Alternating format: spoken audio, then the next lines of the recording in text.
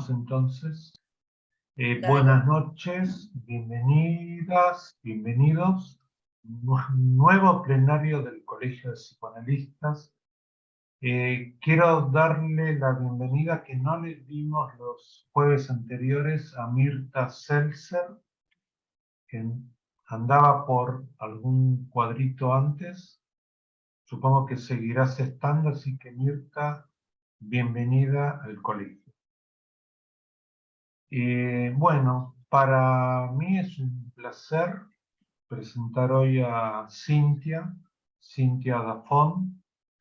Y digo que como es un doble placer, uno porque Cintia fue compañera de varios años de comisión directiva, fue secretaria científica, y aparte porque he tenido la suerte de empezar a leer y leer el texto, y me pareció un texto precioso, no puedo decir más que esto, así que, bueno, el título es Sobre desamparos y disposiciones lúdicas, y la vamos a presentar a Cintia, es psicóloga y psicoanalista, es miembro del Colegio de Psicoanalistas y del espacio de investigación en psicoanálisis y arte. Así que bueno, adelante. Bueno, muchas gracias, Dani, por tu presentación. Antes de meterme a leer el escrito que traigo para compartir, les quiero contar que una primera versión de este escrito la presenté el año pasado en el espacio de investigación en psicoanálisis y arte, y que producto de ese intercambio con los colegas que participan allí, y después también, producto de ese intercambio y de la invitación de Magdalena a que tomara una fecha, y le comenté más o menos de qué se trataba, la escritura tuvo un nuevo impulso, y lo que fue un collage sin título se transformó en este trabajo que les voy a leer, que se llama, y que titulé, Sobre desamparos y disposiciones lúdicas. Ok, voy a minimizar, esperen para tenerlos ahí, y voy a leer entonces. La escritura de este trabajo no fue convencional, ya que se sostuvo en la técnica del collage. Un trabajo de composición que procede juntando, superponiendo y pegando en una sola superficie de escritura fragmentos de materiales que provienen de distintos orígenes. Así, este texto puede acercarse al de los relatos de los sueños, relatos que unen fragmentos de imágenes en una aparente unidad que, sin embargo, presenta alteraciones y resquicios para la extrañeza. Descubrí luego que en la pintura, el collage muestra también la cuestión de la unidad alterada. Aunque esas imágenes signifiquen, a través de un título o de la visibilización de un tema, mantienen a la vista elementos que no encajan, fragmentaciones o discontinuidades que dejan resquicios para la extrañeza.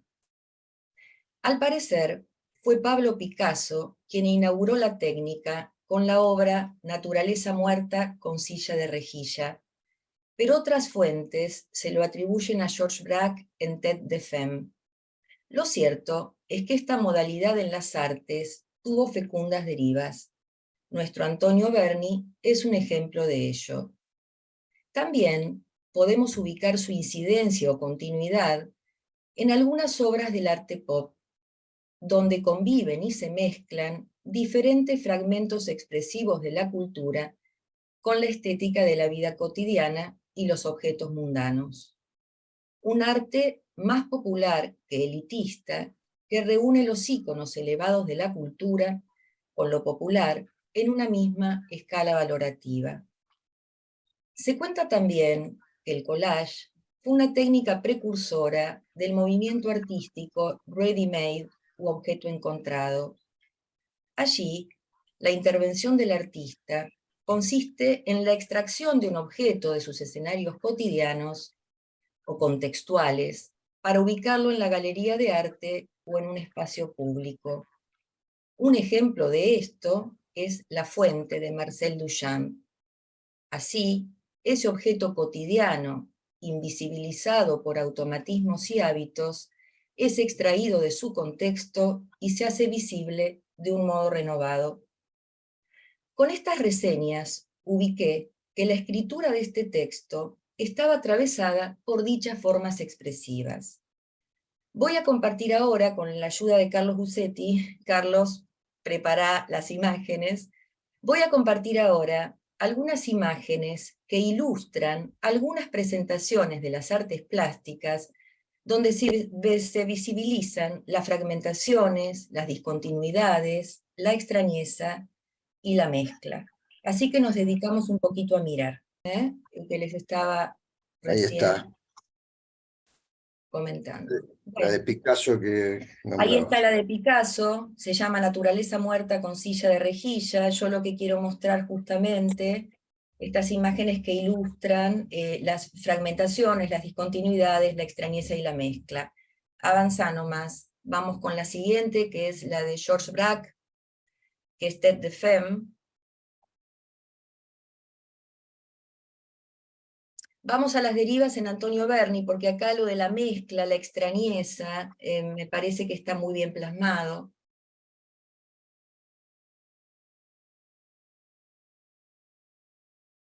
Esto también es Berni.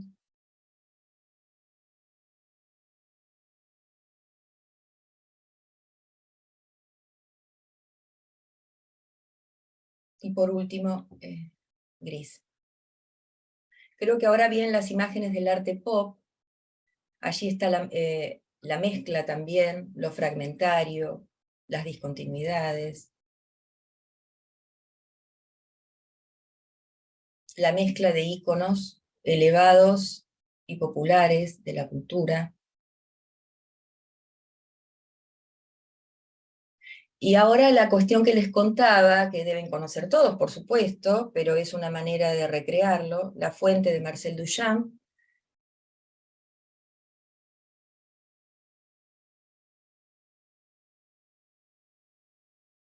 Y creo que viene la última, que es esta plancha. Cadó.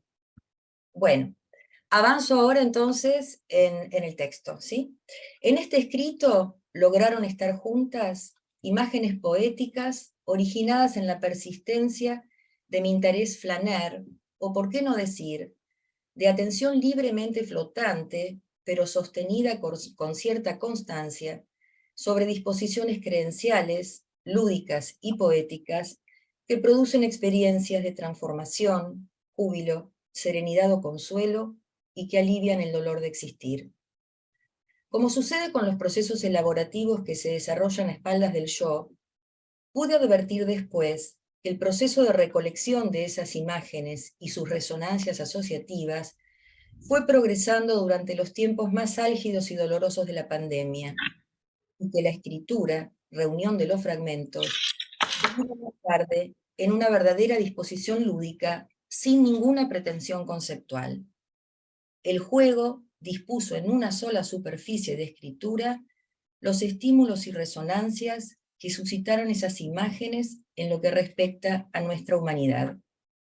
Sirviéndome de Gastón Bachelard, puedo decir que el juego reunió documentos de la fantasía y los ensueños que gustan de jugar con las palabras y con impresiones efímeras, sin la pretensión de desembocar en un diagrama que resuma conocimientos, sino tan solo en la de multiplicar imágenes, en este caso, para abrir una conversación. Empezamos. El impulso moviente de la vida. Del ensayo Tener un alma de Etienne Sourier, extraje 2 párrafos que dicen así. La palabra alma suena de una manera bastante rara para los oídos filosóficos modernos. Al escucharla, más que la irrupción de la metafísica, uno cree que asiste a la irrupción del lenguaje de los literatos y de los poetas. Incluso los filósofos de filosofía general la evitan, pues prefieren a sus sucedáneas más sutiles. En cuanto a los psicólogos, se sabe que decidieron resueltamente, y hace ya largo tiempo, no utilizarla. De modo que la palabra está disponible. A su desgracia, a su estadía por fuera del lenguaje de técnicos y especialistas, le debe sus atractivos y encantos. Algunas nociones se benefician de que las hayan puesto un poco en penitencia. Escribo. La palabra alma está disponible. Es ubicua. Con ella se nombran muchas cosas. Está vaciada de marco conceptual para técnicos especialistas. A veces parece perimida, obsoleta y preñada de religiosidad. Pero en la lengua cotidiana siempre alude a un valor máximo. El dolor se nombra como pesar en el alma, la crueldad como desalmada, la ternura como saliendo del alma, la tristeza y la soledad con la expresión de tener el alma en pena. El desamor atraviesa el alma y así podríamos seguir enumerando. El alma alude al principio sensible e intelectual de la vida. Lo importante se siente en el alma. Sin embargo, el alma es casi imposible de cercar. Es aire en movimiento, el impulso moviente de la vida. Sin vida no hay alma. Ella desaparece en una última exhalación cuando llega la muerte y permanece como potencia mientras dura la vida. Junto a los párrafos de Surié, reuní un fragmento de Freud en el Moisés y la religión monoteísta. Dice: si es lícito confiar en el testimonio del lenguaje, fue el aire en movimiento lo que proporcionó al humano el modelo de la espiritualidad. El espíritu toma prestado su nombre del soplo del viento. Así descubrió el humano que el alma es el principio espiritual del individuo y la ubicó en la respiración que la muerte hace cesar. Escribo. La poética del alma, la elevación del alma, es deudora de este reconocimiento. Todos los humanos, les humanes, tenemos alma. Al advertirlo, tomamos conciencia de la vulnerabilidad y de nuestro horizonte de finitud, conciencia que se pierde en la vertiginosidad de los automatismos cotidianos. La dicha no es una cosa alegre. La dicha no es una cosa alegre, es el título de una canción del Indio Solari, seguramente entonada varias veces en algunas de las misas ricoteras. Vaya si sabemos los psicoanalistas que el músico tiene razón. La teoría lo enseña, la clínica cotidiana y la vida misma nos lo muestra. El indio canta: incombustible no sos, ¿cómo bancás ese infierno? Soñás la hoguera donde siempre sos la leña, mientras la vida se va, mientras la vida pasa. Casi una definición del goce neurótico, pienso. ¡Qué mundo hostil! Sufrir fue permitido, entona Andrés Calamaro, y yo imagino a sus seguidores entusiastas replicando: ¡qué mundo hostil! Sufrir fue permitido. Ya estoy curado, anestesiado, ya me he olvidado de ti. Hoy te he borrado de mi paciencia, hoy fui capaz. Ya no te espero, ya no te llamo, ya no me engaño. Hoy me he burlado de la tristeza, ya estoy en paz. Canta Manu Chao acerca del fin del amor correspondido. Y yo vuelvo a imaginar a sus seguidores replicando las frases como mantra y moviendo sus cuerpos al vaivén de la música que envuelve el ambiente. De plegarias y canciones. Las canciones y las plegarias convocaron mi atención, y entre lecturas dispersas, Wikipedia vino en mi ayuda. La práctica de la plegaria atraviesa la historia de la cultura. Con ellas, los humanos pretenden convocar a la divinidad para que cese el sufrimiento o para pedir buena fortuna. Alabanzas, elogios, gratitud, ceremonias rituales y bailes. Generalmente están acompañadas de precisas posturas corporales. Se juntan las palmas de las manos, o ellas se despliegan de cara al cielo. Se abren los brazos en cruz, se mueve el cuerpo en forma de vaivén. Incluso la meditación budista, dice Wikipedia, puede ser considerada una forma de oración. Las plegarias se estructuran de tal modo que se conservan y transmiten de generación en generación en cada tradición religiosa. La neurociencia también vino a aportarme su saber. Sostiene que cuando la mente hace foco en la plegaria y los rituales repetitivos que se comparten en comunidad, se aplaca el bombardeo de estímulos que invaden la conciencia y se segregan neurotransmisores que producen un efecto moderador de la ansiedad. Los científicos no creen que el rezo pueda afectar los fenómenos, escribe Einstein en un intercambio epistolar. Pero cualquiera que esté sumamente involucrado con la ciencia termina convencido de que en última instancia algún tipo de espíritu se manifiesta en las leyes del universo, uno que es superior al hombre. De esta manera, la búsqueda científica lleva a un sentimiento religioso de un tipo particular, que sin duda es muy diferente a la religiosidad de alguien más ingenuo. Si se puede, Carlos, voy a compartir algunas imágenes donde las artes plásticas plasmaron a los humanos en súplica.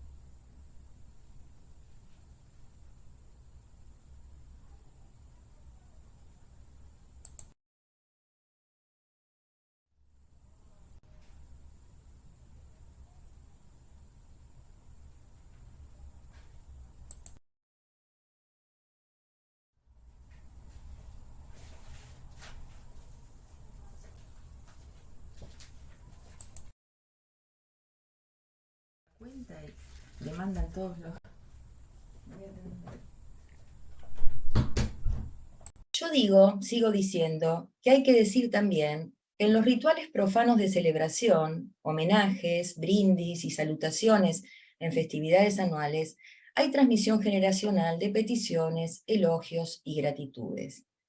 En este paseo flaner encuentro las líneas de alguien cuyo nombre no recuerdo, que dice que aun cuando las plegarias y ciertos rituales estén por fuera de la creencia religiosa, aunque no se pronuncie ninguna palabra y sea casi suprimido cualquier gesto, constituyen todavía un movimiento, una actitud del alma, y pienso esa actitud como una disposición creencial, quizás lúdica, quizás poética, disposición que brinda a los humanos la ilusión de amparo, comunidad y continuidad. Un Etanet Okef es una plegaria que se reza en Rosh Hashanah y en Yom Kippur, celebraciones del pueblo judío que sostienen que en esas fechas se inscribe y luego se sella el destino de cada uno. La plegaria pretende la nulidad de un mal decreto. El músico y poeta Leonard Cohen, a cuya obra me dediqué en otra oportunidad y a quien me voy a referir más adelante, versionó esta oración en una canción que se llama Who by Fire. Dice así: ¿cuántos se irán y cuántos nacerán? ¿Quién vivirá y quién morirá? ¿Quién morirá en su tiempo y quién antes de su tiempo? ¿Quién mediante el agua? ¿Quién mediante el fuego? ¿Quién mediante la espada y quién mediante fieras salvajes? ¿Quién a causa del hambre y quién a causa de la sed? ¿Quién por un terremoto? ¿Quién por una plaga? ¿Quién por estrangulación y quién por apedreamiento? ¿Quién descansará? ¿Quién vagabundeará? ¿Quién vivirá en calma? ¿Quién será acosado? ¿Quién disfrutará de la tranquilidad y quién sufrirá? ¿Quién se empobrecerá y quién se enriquecerá? ¿Quién caerá y quién se elevará? Pero concluye la plegaria, pero la plegaria anula el mal decreto. Escribo. Claro, verdad de perogrullo, es que frente a la necesidad de protección se sigue siendo niño. Afirma Freud que esa necesidad mueve a la fe en Dios, elevación divina de la imagen némica del adulto sobreestimado de la niñez. La necesidad de creer se articula con el desamparo y la incertidumbre. Como dice el poeta, Leonard Cohen, en el Día del Padre estamos todos heridos. Ese otro sobreestimado en la niñez está tan desamparado y es tan vulnerable como nosotros. Pero pese al racionalismo crítico, y de cara a lo que maravilla y es ocasión de dicha, podremos escuchar voces humanas que se lo agradecen a Dios, restituyéndolo como su fuente. Dicho sea de paso, esto fue escrito antes del Mundial de Fútbol. Mi observación se ratifica después de asistir virtualmente a la filmación de un concierto de David Gilmour y su banda. La música que sonaba allí es la composición musical Brilla tú, diamante loco, de Pink Floyd. Gracias a esa filmación, pude ingresar limitadamente a la experiencia, pero fue un modo de estar ahí, en un templo de música. Algunos comentarios al pie del video de YouTube merecen ser reseñados aquí. Amado Nervo decía que solo hay 3 voces dignas de romper el silencio: la de la música, la de la poesía y la del amor. Esta, sin dudas, es una de ellas. En algún momento, Dios quiso escuchar música y creó a Pink Floyd. Gracias, Dios, por darme oídos para escuchar a Pink Floyd. Esto es alucinante, te hace viajar por el universo. Escribo. Por eso mismo, a sabiendas de que Dios es una creación de ese anhelo inconsciente, hasta el más racional de los humanos alguna vez elevará una plegaria, sagrada o profana ella, y más de lo que se pudiera advertir. Innumerables veces destinará su palabra a alguna fuerza superior, agradeciendo la dicha o expresando el desconcierto de la existencia, y proferirá augurios de buena fortuna para conjurar los malos presagios y torcer las amenazas de una naturaleza que en sentido amplio y en palabras freudianas se alza grandiosa, cruel y despiadada. Aguas del río viejo, llévate pronto este canto lejos, que está aclarando y vamos pescando para vivir. Cristo de las redes, no nos abandones y en los espineles déjanos tus dones. No pienses que nos perdiste, es que la pobreza nos pone tristes, la sangre tensa y uno no piensa más que en morir. Aguas del río viejo, llévate pronto este canto lejos. Así se despliega la plegaria en la oración del remanso, una canción de Jorge van der Molle. La plegaria entremezclada en una poética en la que el cielo remonta vuelo en el río, en la que las aguas danzan en el corazón del pescador, que embargado por la tristeza y en la pobreza, sueña que alza la proa y sube a la luna en su canoa. Entonces, de cara a las amenazas de la naturaleza, de nuestra natura cultura, de la naturaleza pulsional de cada uno, ahí estamos los humanos, creando ilusiones de protección que abren un horizonte de fe de la mano de una poética, donde los cielos pueden ser protectores y los amores eternos. ¿Qué haríamos sin una zona de promesa? No está mal temer que el río sangre y calme al contarle mis plegarias, poetiza Gustavo Cerati en la canción Zona de Promesas. Según el testimonio que dejaron varias entrevistas a este poeta al que me dediqué, Leonard Cohen, su vida fue una permanente lucha para derrotar el ánimo depresivo, su alma en pena. Así, apeló a los excesos en búsqueda de alivio: drogas, alcohol y sexo compulsivo. Cuenta que rescató su ánimo con ciertas prácticas para reenfocar la energía psíquica y tempranamente encontró en la escritura una forma de enfrentar los dolores de la vida. Su padre falleció cuando tenía 9 años. Así, precozmente, se confrontó a la realidad de la muerte y nada menos que a la de su propio padre. Y es la nostalgia por el padre y la invocación al Padre, lo que parece marcar parte de su obra. Él relata que cuando falleció no sabía lo que sentía, que ese acontecimiento pertenecía al orden de lo que no podía ser disputado, juzgado ni rechazado. Solo pudo escribir. Le escribió una oración para que lo ayudara a llegar donde fuera que estuviera viajando. Guardó esa carta dentro de una corbata del padre y la enterró en el jardín de su casa. De allí en más, pensó, que escribía para enfrentar la vida. Ya en su juventud temprana, se cruza con la poesía de Federico García Lorca, de quien, va a decir, le llegaron algunas instrucciones. Uno no debe lamentarse despreocupadamente. Si tiene que expresar la gran e inevitable derrota que le espera, debe hacerlo en los estrictos límites de la dignidad y la belleza. Se ha definido su poética, la poética de Leonard Cohen, como un sabio deambular cansino por las zonas más dolorosas de la psiquis. Voy a agregar algunas de sus reflexiones sobre las canciones y las plegarias, que es este apartado que nos ocupa, ¿no?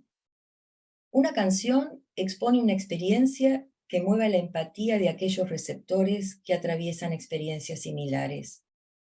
Ahuyenta la soledad existencial donde el deseo se detiene y, al encontrar comunión con otro, producen la elevación del ánimo en una energía diferente. Tiene la misma fuerza que una plegaria que brota de la desesperación. Es como una conversación con el absoluto, donde se expresa la rabia, la duda y se pide ayuda. El yo individual se disuelve en la plegaria. Todo lo que rompa la penumbra es valioso, porque da lugar a renacer de nuevo. La idea de que somos seres divinos ha sido descartada por la sociedad. Esa divinidad es la capacidad para reconciliar los pesares del alma, nuestro territorio común, con el amanecer de cada día. Claro que no estamos en el paraíso. La cultura se rehúsa a afirmar la muerte. La plegaria es una manera de dialogar con el absoluto y encontrar en ese silencio la paz interior. Escribo. ¿Podremos darle la razón?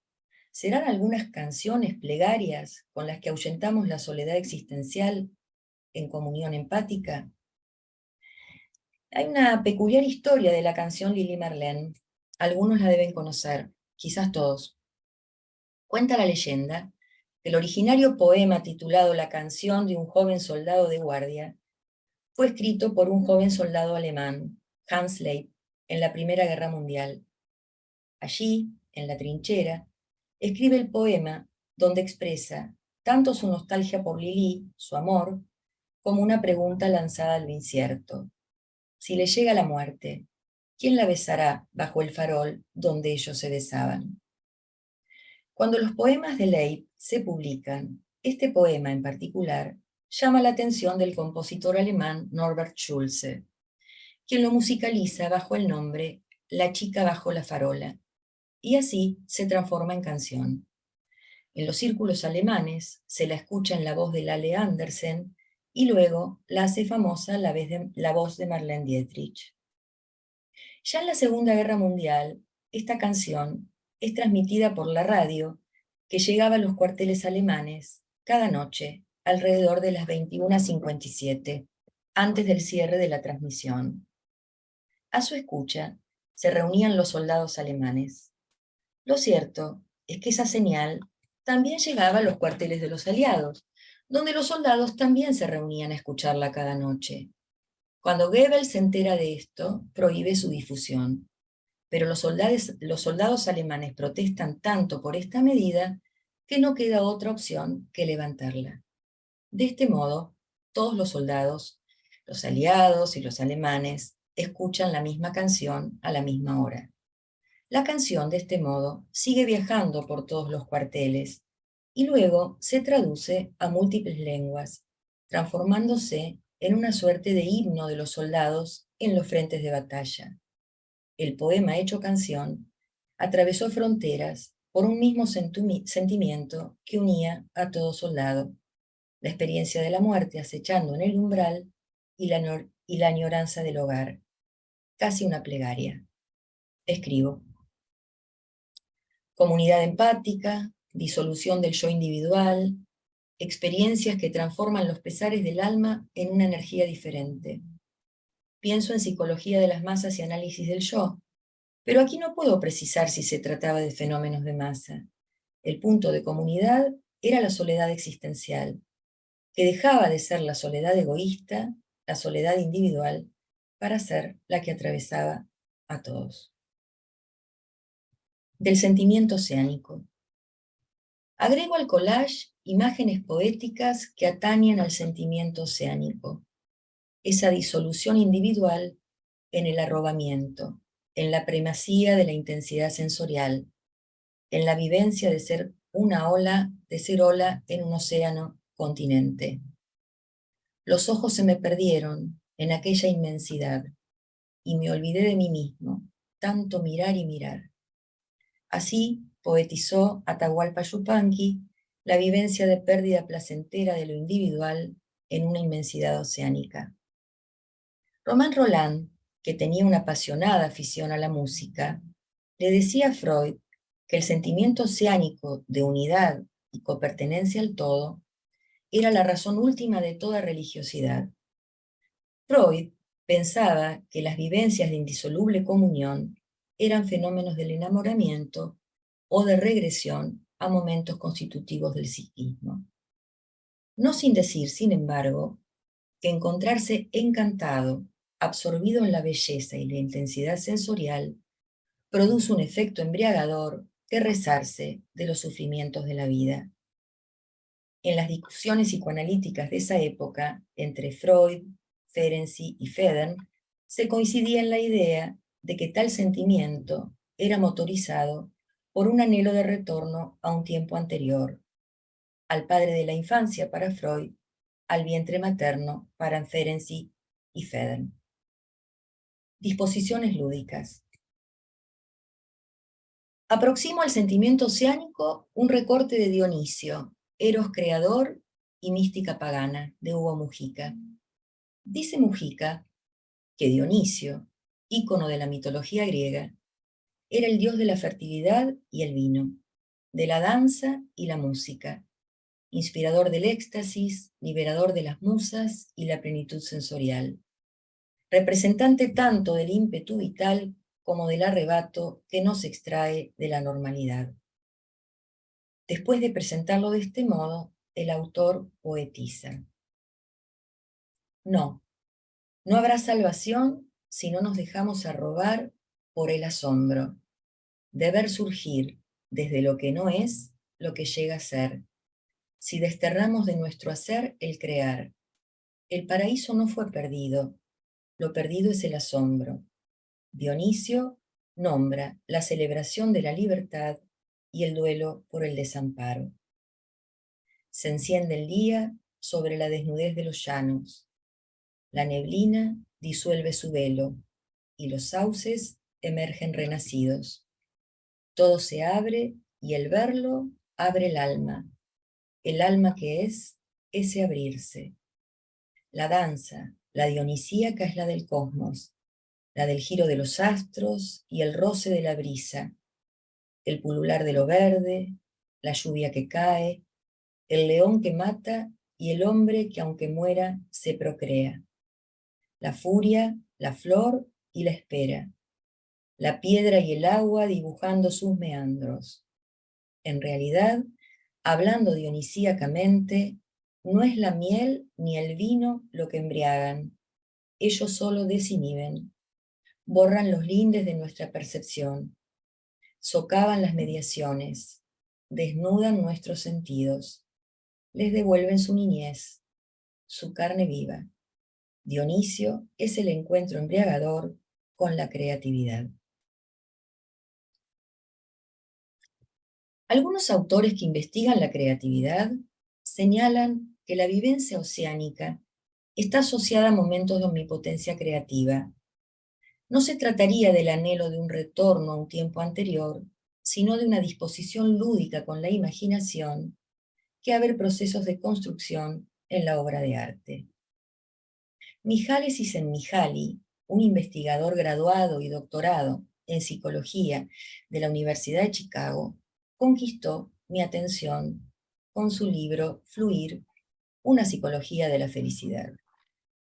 Desde una perspectiva más científica que poética y más neurocientífica que psicoanalítica, conceptualiza sobre las experiencias óptimas, un modo de cultivar lo que aquí llamamos el reconocimiento de tener un alma, apropiarse del júbilo creativo y olvidar momentáneamente en ese acto las tiranías a las que estamos sometidos intra e intersubjetivamente.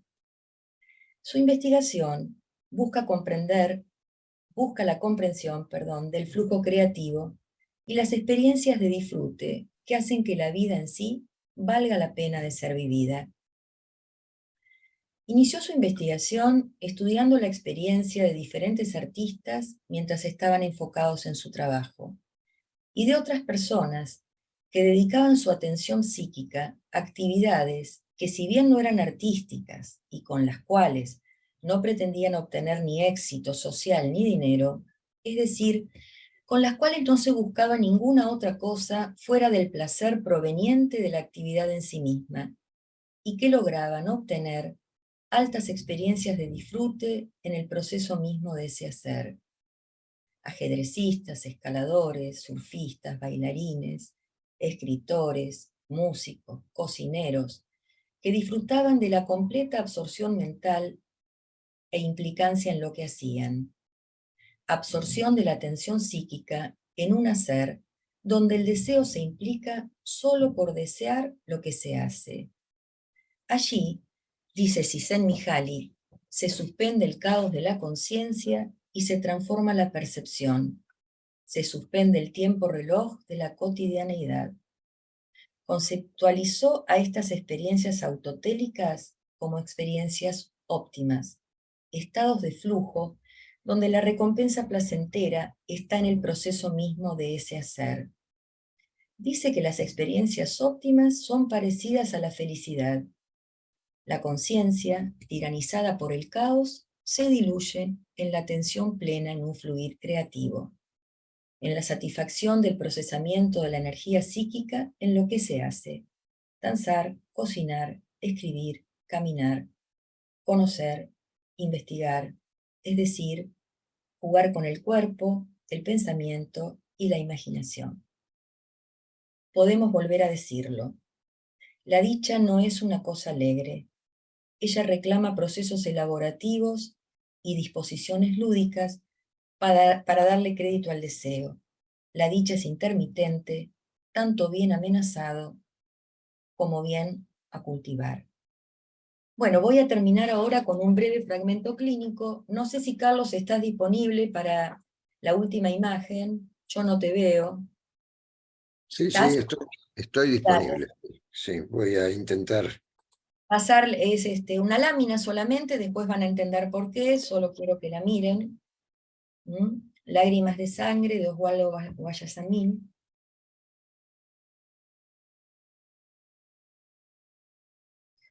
Ok. Breve fragmento clínico.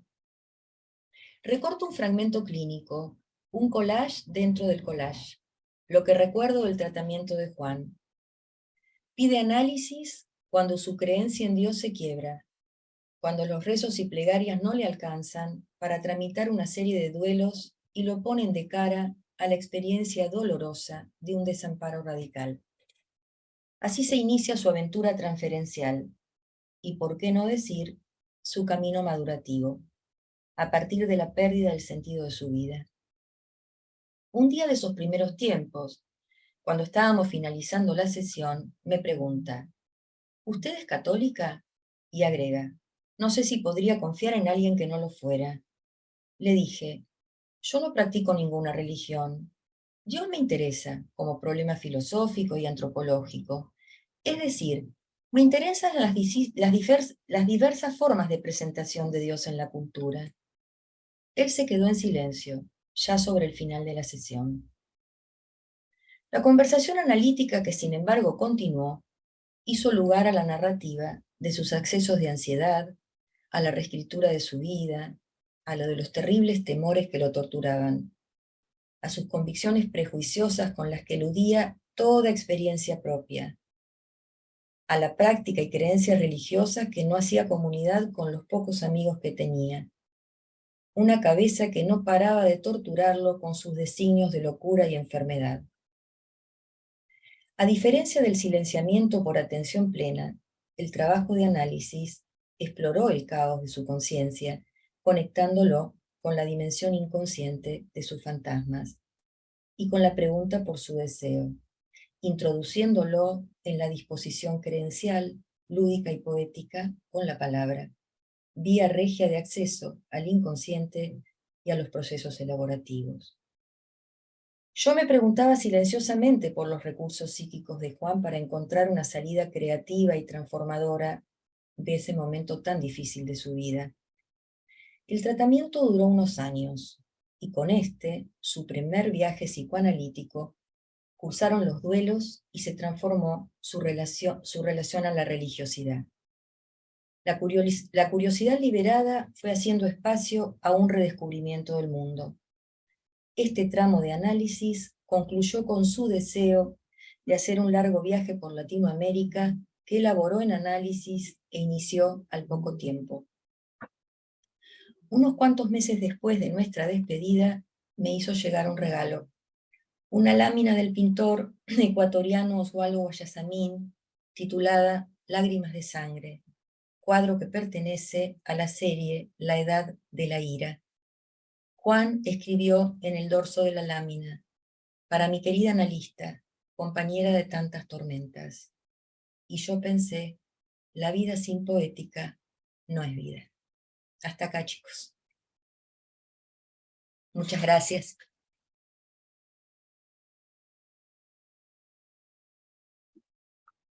Bueno, gracias Cintia.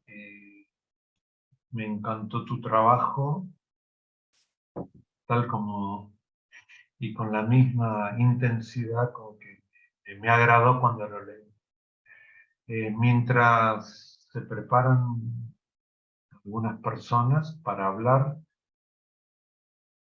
yo quiero un poco jugar con tu collage, complementarlo, por ahí superponerme. Y me quedé pensando en por qué suele ser la palabra alma tan, no sé si mal vista, pero no es tomada por los psicoanalistas. Vos nos leíste un fragmento de Freud donde habla del alma, y creo que hay varios fragmentos en la obra de él que aluden al alma. Y en este collage también me quedo con las plegarias, y no puedo dejar de evocar que hace pocos días escuché esa hermosa canción que nos nutrió a muchos de nosotros en la adolescencia, que era Plegaria de un labrador, de Víctor Jara, donde hay una nueva imagen que evoca a justamente un campesino que habla de salir del sometimiento a aquel que nos domina en las tinieblas, dice la canción. En este collage ligo lo que vos traes al modo de un collage al garabato winnicottiano, ¿no? Donde algo sale. Y también me preguntaba qué hubiera pasado si Freud hubiera sido un gustador de la música. Él mismo reconocía que no era uno de sus artes favoritos. Y a su vez me pregunto, más que pregunto, me agrada mucho como vos, Cintia, haces uso de los modos culturales que tenés a tu alcance en esta época de la vida.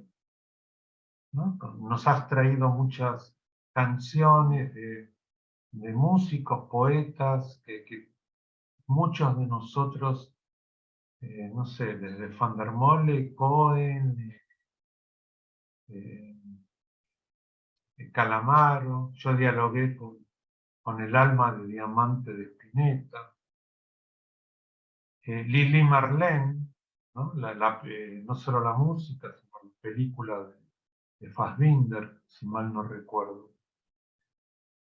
Y creo que es un verdadero ejercicio psicoanalítico poder nutrirte de aquello que la cultura nos permite ingresar a nuestro modo psicoanalítico, que creo que vos lo plasmás muy bien con el material clínico que traes.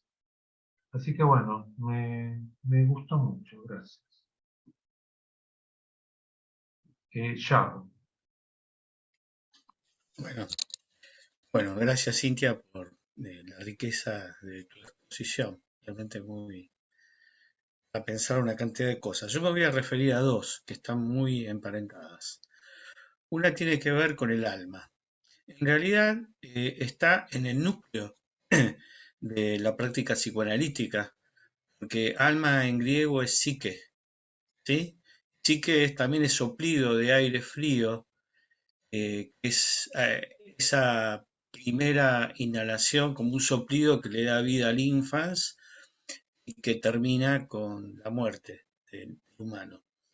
Pero es así que hay una frase de Aristóteles que retoma Castoriadis, que yo utilicé como título de un texto que está en Magma, es el alma nunca piensa sin fantasma, ¿no? Es decir, que para expresarse el alma, el psiquismo, la psique, debe encontrar representaciones y afectos para poder expresarse, y estos son productos de la imaginación, ¿no? Esto da en Castoriadis pie a toda su teoría de la imaginación radical.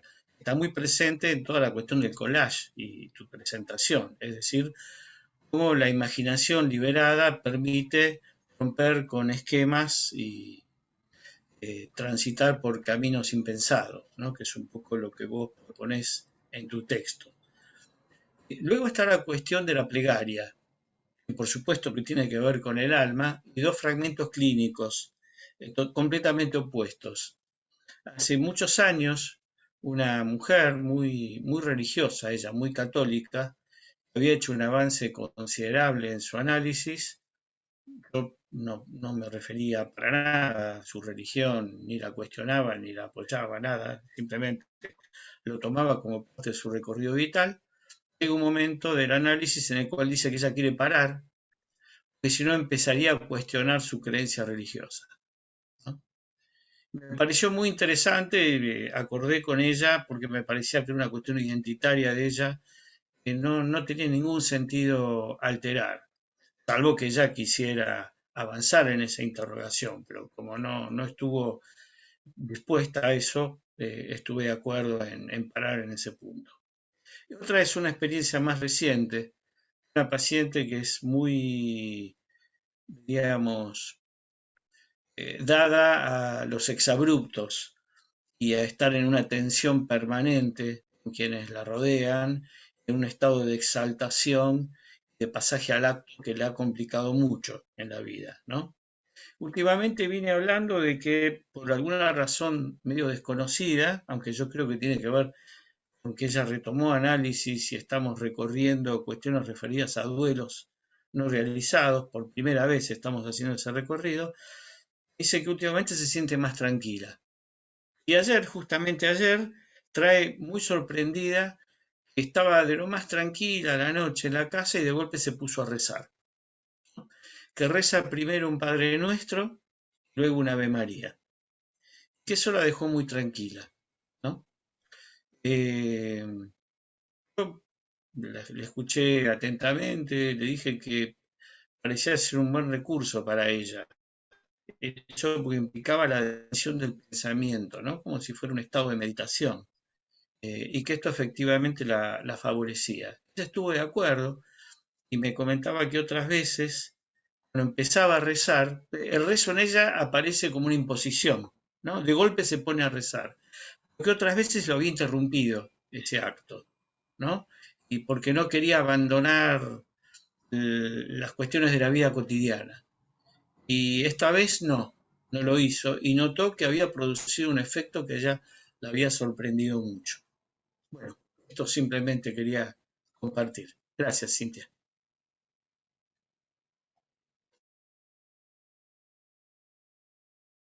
¿Querés decir algo o seguimos dando la palabra? Sí, no, quiero escuchar, ya prefiero Bueno, escuchar, gracias. ahora va a hablar Juan Carlos, pero omití decir que podemos participar de dos maneras, uno levantando la mano y hablando, y otra, como ya vi que algunas personas escribieron, pueden escribir en el chat, que en algún momento vamos a ir leyendo. Juan Carlos. ¿Se escuchan bien? No, bueno, primero felicitarte, Cintia, porque la verdad que me parece un bello trabajo, digamos, lograste ir ganando imágenes, poesía y concepto, digamos, de una manera muy particular, digamos, y yo diría incluso conmovedora. Yo quiero agregar algo muy simple, porque a partir de lo que dijo Yago, que él mencionó, y efectivamente creo que es así, que la palabra alma en la tradición greco-occidental es psique, ya con los griegos. Y en relación con eso, me parece que recordar que Castoriadis retoma, digamos, esa tradición desde nuestra contemporaneidad y dice que para los griegos, pero lo está diciendo que también para nosotros, el alma es la vida del cuerpo. Eso quería decir nada más, además de lo que mencioné primero como relacionado con el conjunto de tu trabajo. Gracias a los dos, a Yago y a Juan Carlos.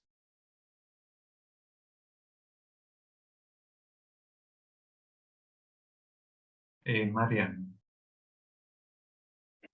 Sí, solo es súper breve.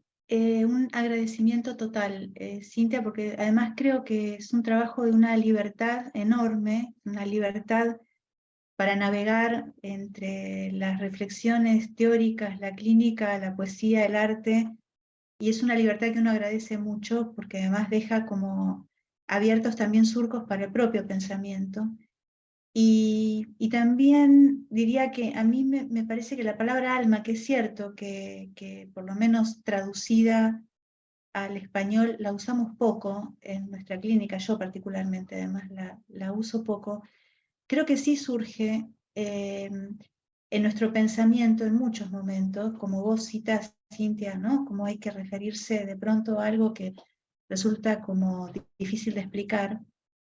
Y entonces a mí me parece que justamente la conservaría en su inespecificidad, ¿no? La conservaría como la riqueza que tiene la inespecificidad de lo que la palabra dice, para que haya un uso discreto, digamos, ¿no? Es decir, arbitrario incluso, porque tiene una plasticidad, me parece a mí, que nos habilita a incorporarla en nuestra lengua para tratar de que diga algo que quizás nos cuesta mucho decir de otra manera, ¿no? Entonces me parece que es muy, muy rico haberla convocado para esto para nuestro trabajo incluso, ¿no? Y para esto que estamos tratando a veces de ordenar respecto de lo que ocurre en las turbulencias emocionales, ¿no?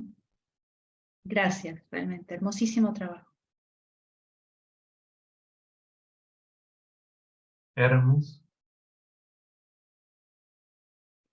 Sí, bueno, felicitar a Cintia, pareció un precioso trabajo. Quizás la mejor intervención sería el silencio, ¿no?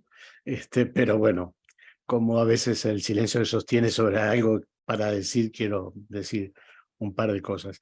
Bueno, el tema del alma, me parece interesante y sustancial la reflexión sobre el tema del alma en la vida de los sujetos y en la clínica, ¿no?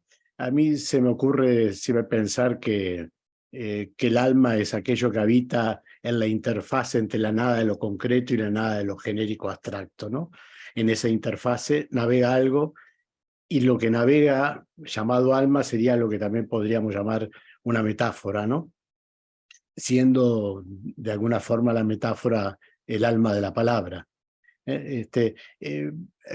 Pensaba ahora en un texto de Citarrosa, el último disco que sacó, bueno, después de muerto, o sea, no sé si decir que lo sacó él, que se llama Sobre pájaros y almas.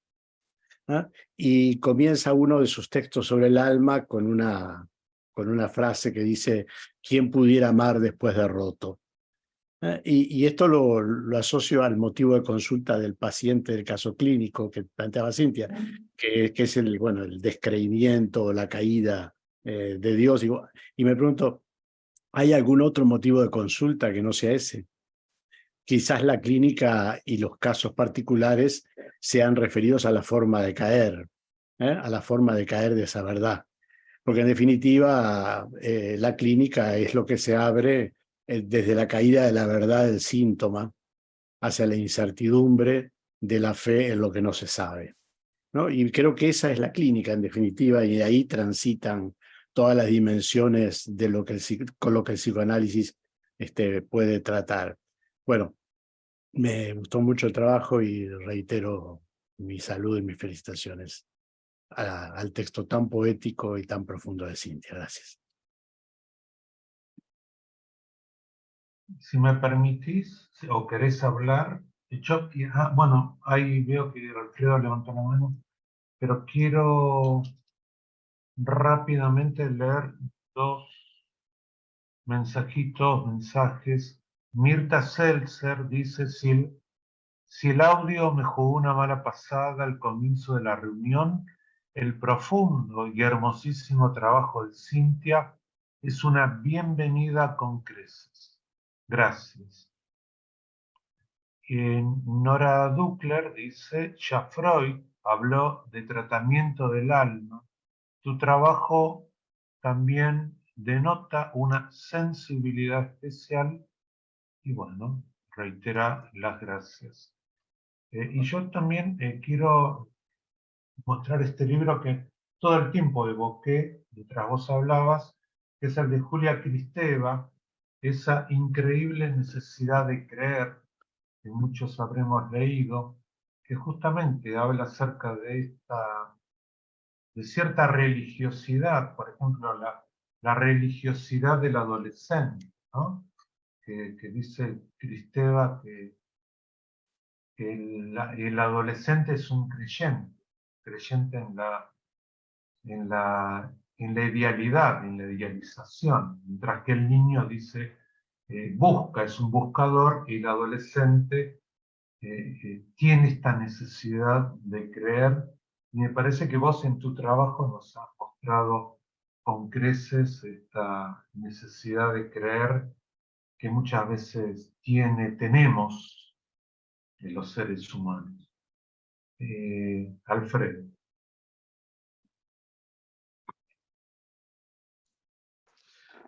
Bueno, Cintia, me encantó el trabajo, me parece que trae algo que muchas veces queda fuera del pensamiento, del trabajo psicoanalítico, pero que es muy importante en la clínica y está en el centro de la clínica, ¿no?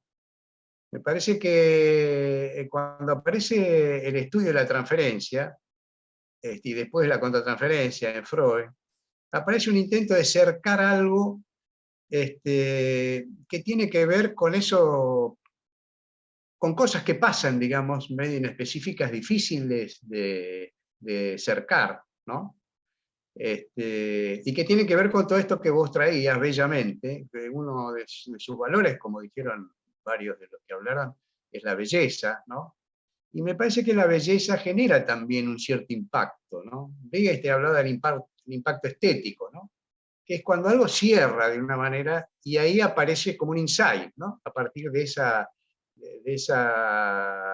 impacto de globalidad que genera algo que cierra bellamente, ¿no? Que puede estar en algo que se descubre, en el análisis, en una interpretación, pero Pero bueno, me parece que vos traes todo lo que uno podría llamar que es lo dionisíaco que está en el proceso transferencial, digamos, ¿no? Nosotros siempre estamos buscando más lo apolíneo, lo racional, para acercar eso que pasa, que también me parece que es importante y genera cosas, pero a veces esto que pasa entre dos personas, ¿no? Que es todo un mundo que se abre ahí, y que es difícil cercarlo, y que a veces es improcedente cercarlo, ¿no? El asunto es poder comprender algo de lo que ahí pasa desde otro lugar que no sea lo racional. Como a veces hace una madre también, ¿no? Que comprende algo en algo que se arma, hay una terceridad rítmica que se arma en ese vínculo, en ese diálogo, y a veces algo de eso pasa en la transferencia, ¿no? Donde uno puede comprender cosas sin que pase por lo racional, ¿no? Y eso es muy importante en la clínica, sobre todo en cierto tipo de clínicas, ¿no? Y ahí pasan cosas como, por ejemplo, lo que calma una voz, ¿no? Que casi no importa esos llamados a las 2 de la mañana en estados de angustia extremos, y que al escuchar la voz del analista eso se calma, ¿no? Y ahí hay algo que no tiene que ver con lo racional ni con lo que podemos cercar desde esto más apolíneo, digamos, más armado, más preciso, ¿no? Sino esto medio en específico que tiene que ver con estos conceptos que vos traías, ¿no? Con el alma, la creatividad, la creencia, y que hay cosas que cierran ahí y abrochan desde ese otro lugar de los procesos clínicos. Bueno, no sé, la verdad que se podía hablar de esto, un montón de cosas medio inespecíficas, así, este estilo que vos traés, ¿no? Que es un collage, y que es lo que sugiere tu trabajo, ¿no? Porque vos nombrás una cosa y uno empieza a pensar determinadas cosas, nombrás otra y no, bueno, va generando como asociaciones, y además otra cosa que me acordé, a partir sobre todo del principio de tu trabajo, es algo que hablaba Mauricio Cartún. Mauricio Cartún, recorriendo las librerías en un librito, que no tenía demasiado historia para él, encontró un concepto que es la de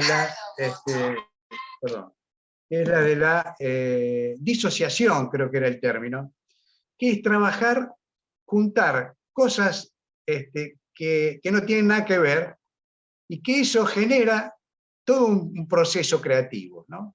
O sea, si uno, por ejemplo, junta un oso y un placar, ¿no? Y empieza a pensar en qué puede pasar entre un oso y un placar, ahí aparece todo un proceso creativo, ¿no? Donde aparece algo que empieza a generar ese encuentro de dos cosas que no estaban en la cultura y en el imaginario que se encuentran, ¿no? Y él lo usaba para la creatividad en dramaturgia, esto, ¿no? Pero bueno, me parece que algo de esto hay también, lo que vos traías, como distintas cosas que van generando otras, ¿no? Y que no necesariamente tienen un contacto racional demasiado concreto.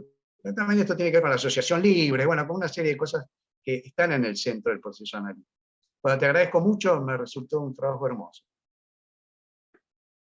Juan Carlos, ¿vos volviste a levantar la mano? ¿O sí? Sí, volví a levantar la mano. Ah, bueno. Por ser Sí. presidente te damos la palabra. No, me da la palabra no por presidente, sino porque me toca. No, Sí. bueno, no vamos a... Vale. No, es muy breve lo que quiero decir, porque me hizo acordar de Hermes cuando mencionó, creo que a Citarrosa, y habló de lo roto, lo caído, digamos, ¿no? Que por ahí aparece bajo esa modalidad en la consulta clínica. En la clínica, creo que dijo Hermes.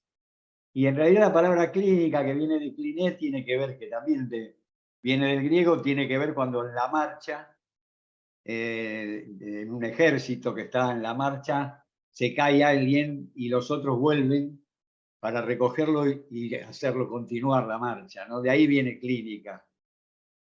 Nada más que eso. Bien, gracias. Carlos Busse.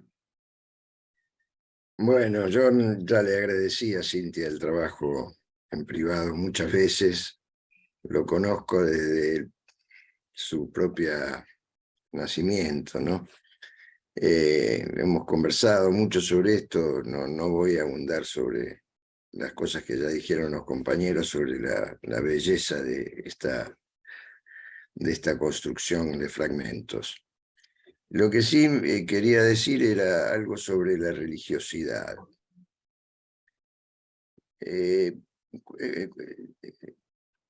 Cuando yo era más joven que ahora, que soy joven, pensaba que el trabajo psicoanalítico, un poco coincidiendo con lo que decía Yago, que el trabajo psicoanalítico producía un cierto desgaste de la religiosidad en personas religiosas.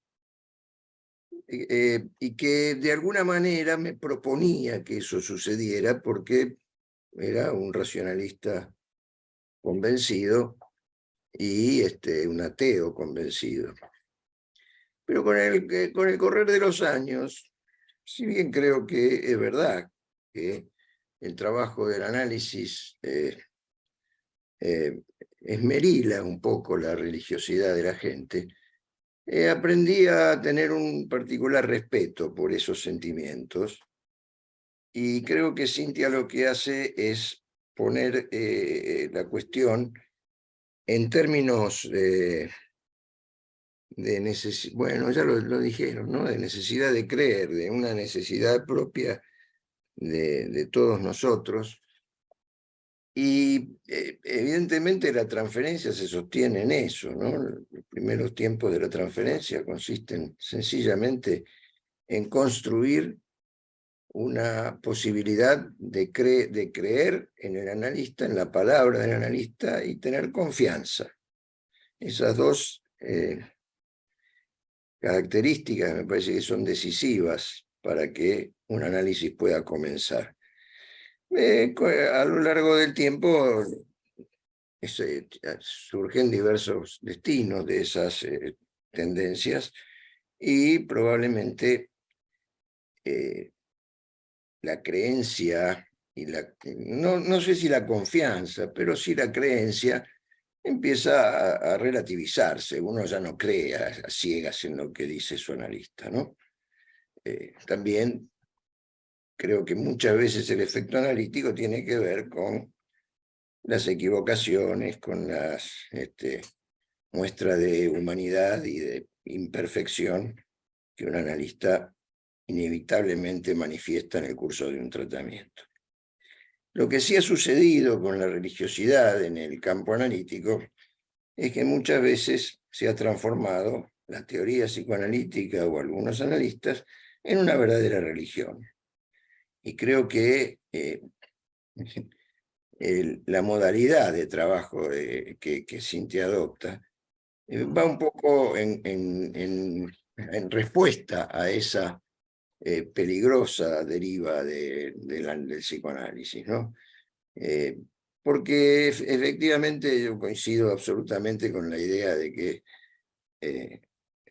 todo lo que pensamos es fragmentario, así como Freud decía, ¿no? Del análisis de Dora, fragmentos de análisis de una histeria, así lo titulaba.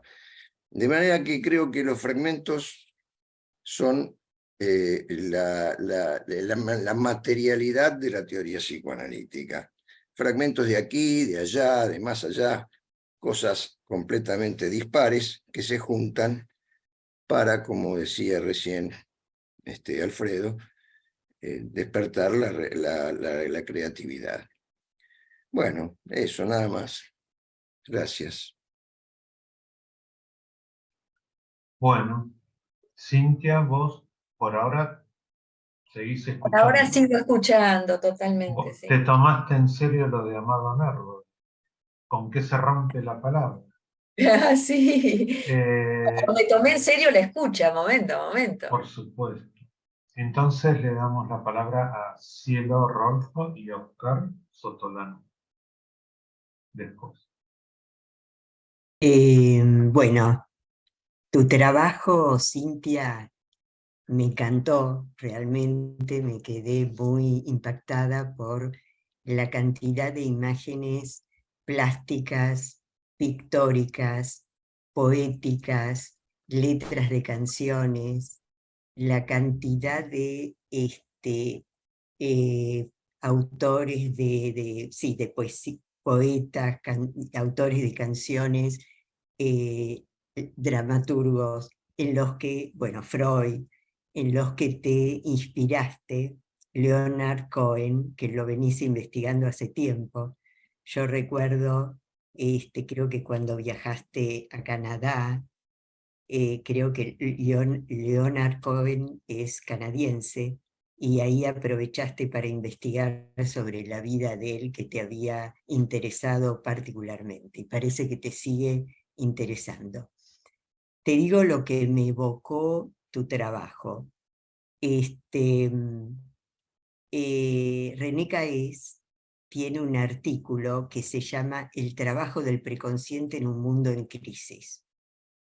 Es un artículo particularmente rico, vale la pena leerlo, y él ahí nos alerta acerca de un riesgo del momento sociohistórico que transitamos, y es que este momento particular de nuestra historia de la humanidad pueda atentar, desafiar o amenazar los mitos, la literatura, la vocación por la escritura, la pintura, las distintas manifestaciones del arte, y Caes ahí lo plantea en ese artículo como que estas distintas manifestaciones del arte son la argamasa, son la materia prima de nuestro trabajo del preconsciente, de nuestro trabajo del pensamiento. Por lo tanto, él valoriza muchísimo que los analistas rescatemos de los mitos, que investiguemos mitos a lo largo de la historia, porque él lo plantea como la materia prima para poder seguir trabajando con nuestro pensamiento y el pensamiento de las personas que nos consultan. Bueno, el pensamiento y los afectos amalgamados. Lo otro que me evocó es que últimamente me descubro a mí misma en medio de una sesión donde de golpe, a raíz de algo que dice el paciente o la paciente, se me ocurre un fragmento de una canción o una pequeña estrofa de un poema, y se lo digo, e inmediatamente ella o él a partir de ahí sigue asociando con algo que está pensando o sintiendo, ¿no?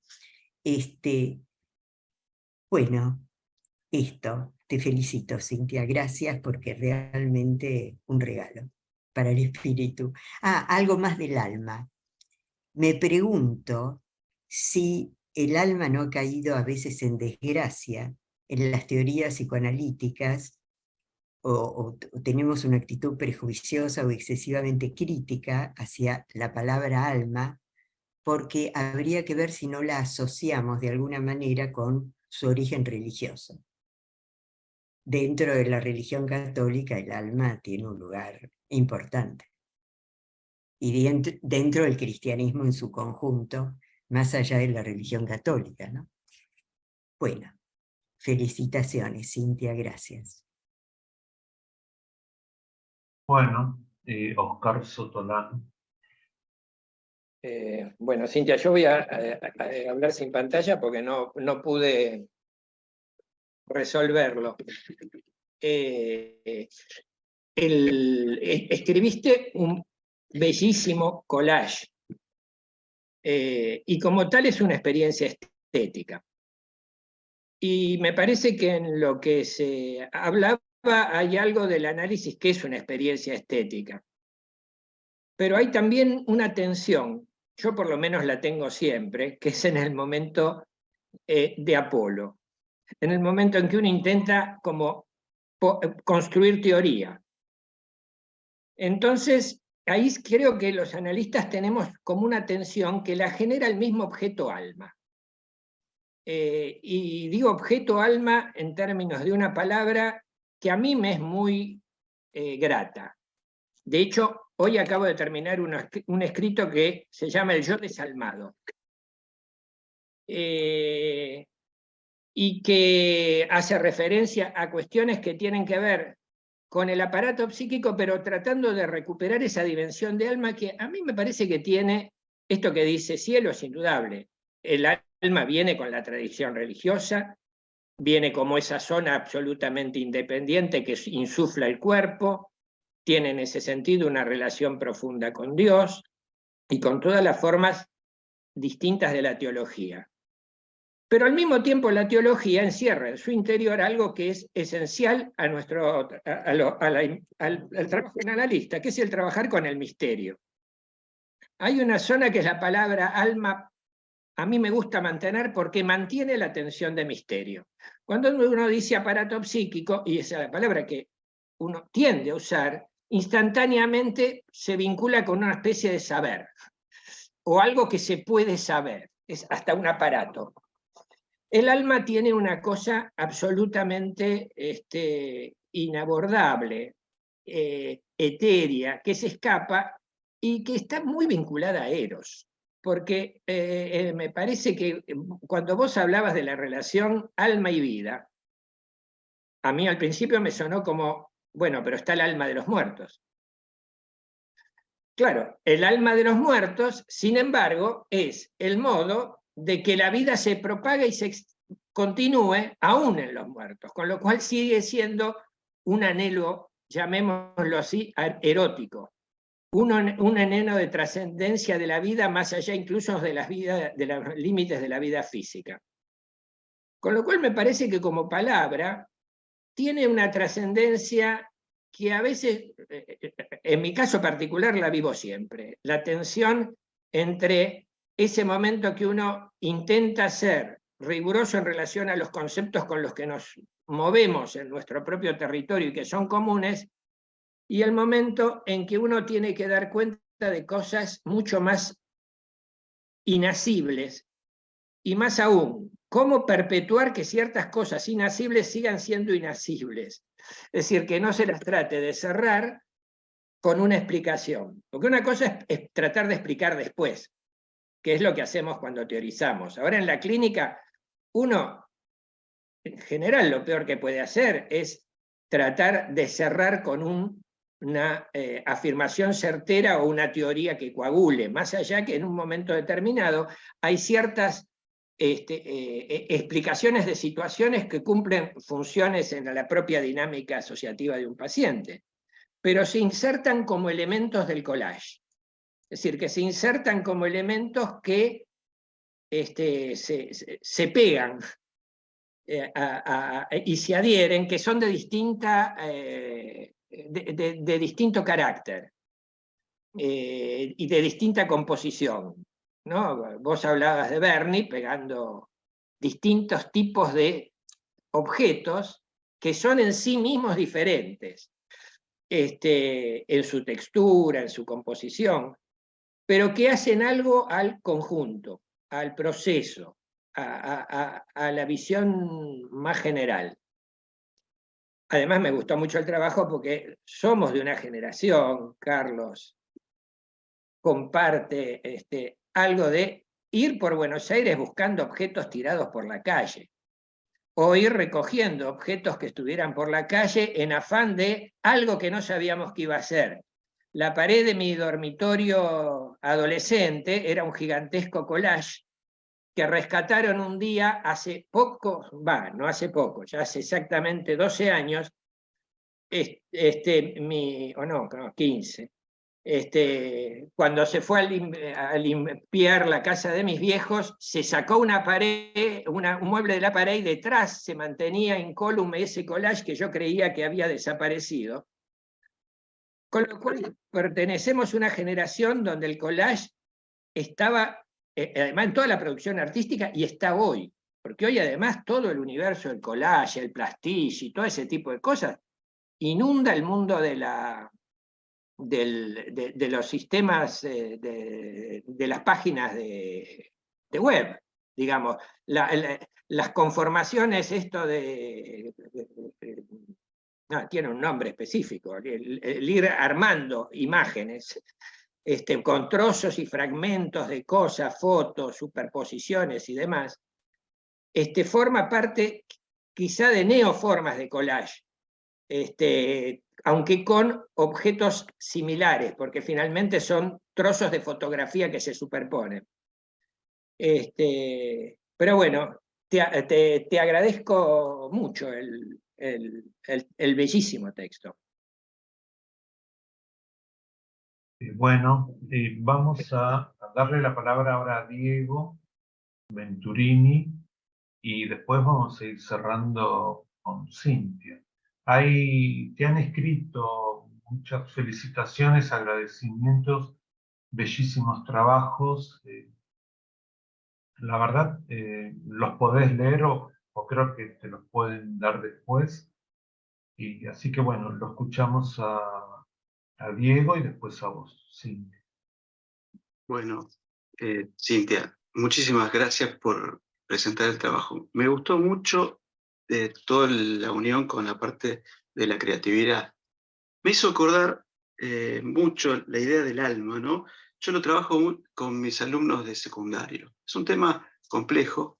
Los chicos siempre se ponen un poco curiosos con el tema, y para marcar un poco la diferencia etimológica les planteo que en griego psique significa mariposa y otras cuestiones, y psique sin la P significa higo. Entonces le digo, bueno, psicología no sería el estudio del higo precisamente, ¿no? Y se empiezan a reír un poco con esto, y cuando les hablo del tema de la idea de esto, ¿no? Del aliento, del alma, que es, en definitiva, lo que se plantea es como que el alma, yo leí mucho sobre esto, como el vuelo de la mariposa, como esa idea de que vos tenés una mariposa en la punta de la nariz y no sabés hacia dónde va a salir.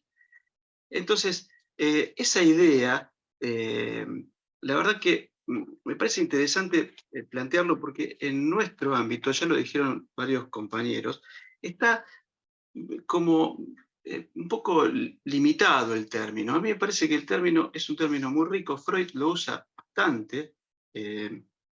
Yo, para empezar, incluso a los chicos les hago leer, no arranco con Freud, les hago leer el texto de un fragmento chiquito del texto del alma de Aristóteles. Y ahí, bueno, se empieza a plantear este vínculo entre el cuerpo y el alma, y esta idea de lo potencial y el soplo vital. Ahora, Psique termina siendo un territorio peleado por las doctrinas, ya sean religiosas, psicoanalíticas, o políticas, o sea, lo religioso en sí, no sé, sí está más ligado al alma, e incluso a veces al rezo o a lo creativo, y la doctrina es lo que lo hace a veces un poco complejo en este punto, de donde sea. Por eso a mí me gustó que, si vamos a tomar una posición, comparto tu posición, y si es un territorio a disputar, me gusta para el lado del arte, ¿sí? Para este lado me gusta un poco más. Y me hizo acordar bastante, bueno, a Barro tal vez de Spinetta, donde dice: si quiero me toco el alma, pues mi carne ya no es nada, he de fusionar mi resto con el despertar, aunque se pudra mi boca por callar. Gracias, Cintia, eso quería decir. Sí, qué buena referencia la última de Barro tal vez, claro, si quiero me toco el alma. Primero, gracias, muchas gracias por la escucha. Yo es más que entretenerme, estuve muy ocupada en este trabajo, hace rato que vengo, porque me di el gusto de reunir fragmentos de interés, como les decía, en el trabajo, de un interés flaner, un interés superficial o de atención flotante, sin embargo constante, ¿no? Sobre estas diferentes cuestiones que hacen al núcleo del dolor, al núcleo de la sensibilidad y a los modos en que los humanos generación tras generación, ideología con ideología, creencias y con otras creencias, digamos, buscan el modo de reconciliarse con el dolor, de tramitar los dolores. El psicoanálisis es una manera de tramitar el dolor, ¿sí? Pero debe convivir, pienso, con otras maneras al alcance, por eso lo de la disponibilidad lúdica, las disposiciones lúdicas, para hacer con este bien tan preciado que es la vida, que es tan vulnerable, que de un día para el otro todo puede cambiar, que están las enfermedades, ¿no es cierto?, que es todo tan sutil. Entonces me parecía que eso de valorar, porque parece como también como una verdad de perogrullo, ¿no? Valorar la vida. ¡Qué boludez! No, entender lo que es valorar que eso, que el alma está, o sea, que estamos respirando y que entonces aprovechar eso, que tiene que ver con la vida. Es así, me pasa eso, ¿no? Les quiero agradecer la escucha, bueno, esto del alma, por eso me interesó el párrafo de Surió, porque la verdad que el tratado de Surió, les digo la verdad, no lo terminé de entender mucho. Lo voy a releer, pero esto, de que la palabra alma le debe sus atractivos y encantos, al haber sido puesta en penitencia por técnicos y especialistas, me pareció algo a lo que tuve que volver una y otra vez y releer, me pareció en sí atractivo, ¿no?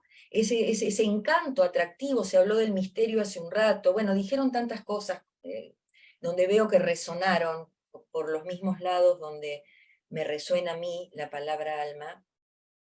Entonces eso dice, algunas palabras se benefician de haberlas puesto en penitencia.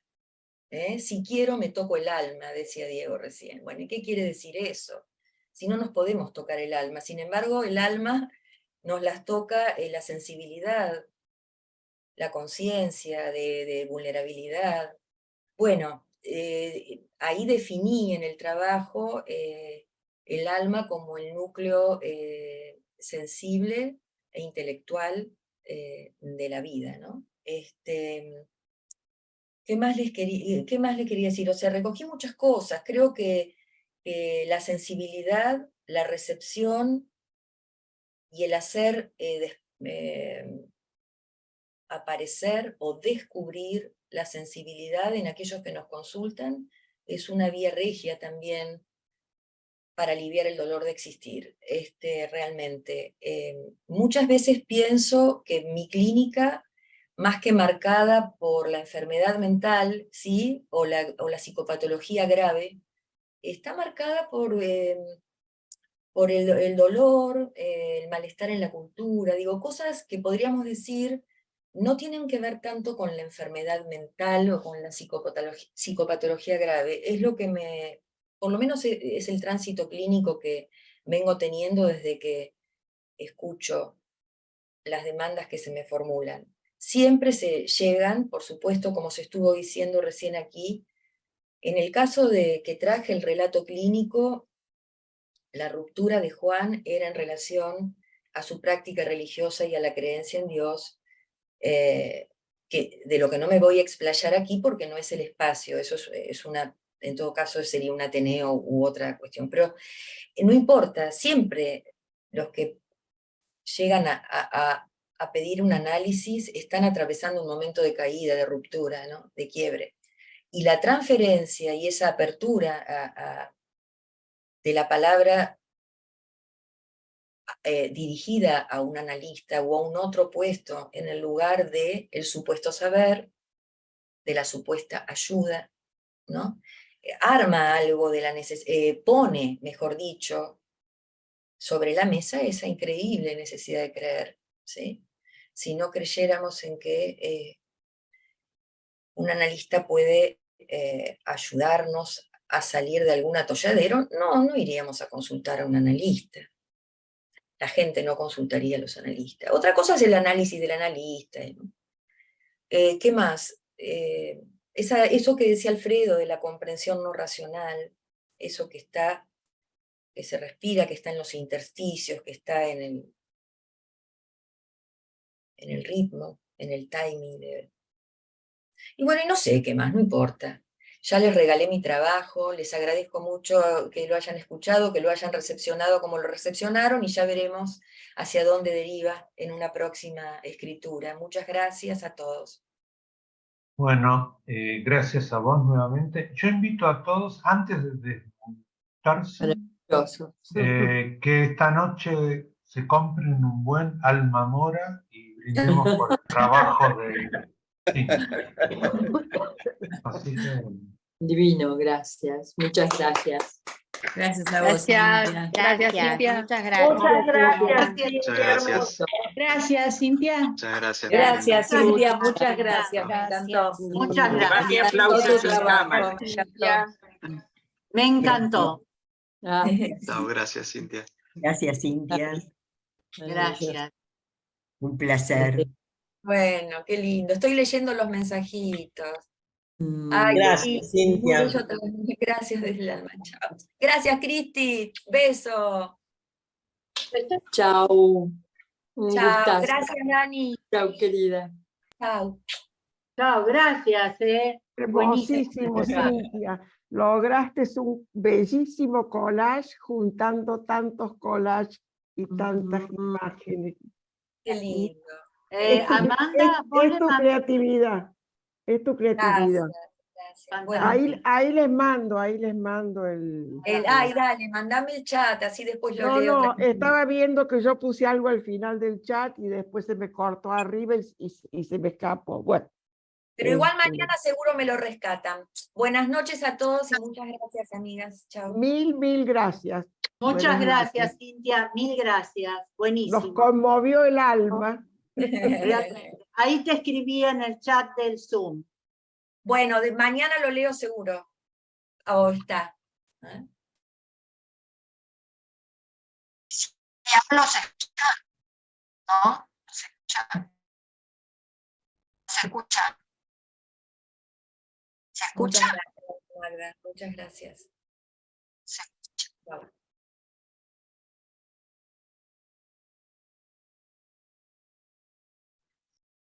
No se oye si hablo, ¿no? ¿Se oye? ¿Qué? No se oye si hablo. ¿Se oye si hablo ahora?